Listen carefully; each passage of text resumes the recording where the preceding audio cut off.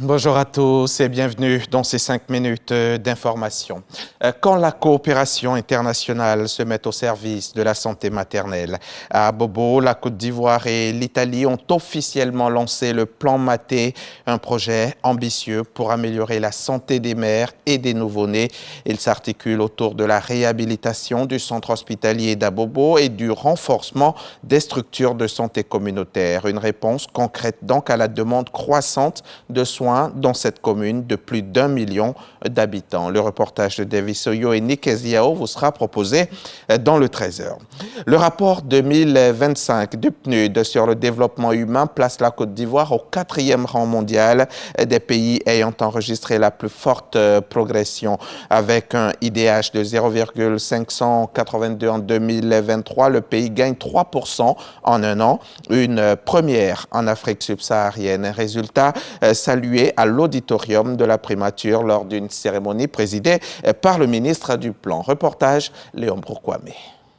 De la 162e à la 157e place, la Côte d'Ivoire toujours dans la catégorie des pays à indice de développement humain moyen avec une valeur en 2023 de 0,582 contre 0,553 en 2022, soit une progression de 3%. La Côte d'Ivoire affiche la progression le plus fort de l'indice de développement humain en Afrique subsaharienne. Donc classé numéro 1 en Afrique subsaharienne et 4e au niveau mondial. Alors même que la sous-région progressait de 0,3% en moyenne. Donc c'est une progression 10 fois plus que celle de la moyenne sous-régionale. C'est la gouvernance pertinente sous le leadership du président de la République. À la base de cette performance, l'impact des politiques et programmes du gouvernement sur les leviers de l'indice de développement humain, revenu brut moyen par habitant, espérance de vie à la naissance, espérance de vie scolaire, durée de scolarisation, tout s'est amélioré en 2023. L'espérance de vie à la naissance a progressé pour se situer en 2023 à 61,9 ans. L'espérance moyenne dans le milieu scolaire a également fortement progressé et nous avons cet indicateur qui est un peu stable sur la durée de vie moyenne des plus de 25 ans. Le gouvernement fait des efforts. Ces efforts sont reconnus à travers cet indicateur et je pense que c'est un motif de satisfaction, c'est aussi un motif d'encouragement. Pour l'amélioration continue de l'indice de développement humain, le rapport national 2025 appelle à relever les défis par l'intelligence artificielle. L'engagement du PNUD à faire de la Côte d'Ivoire le hub panafricain de l'intelligence artificielle réaffirmé.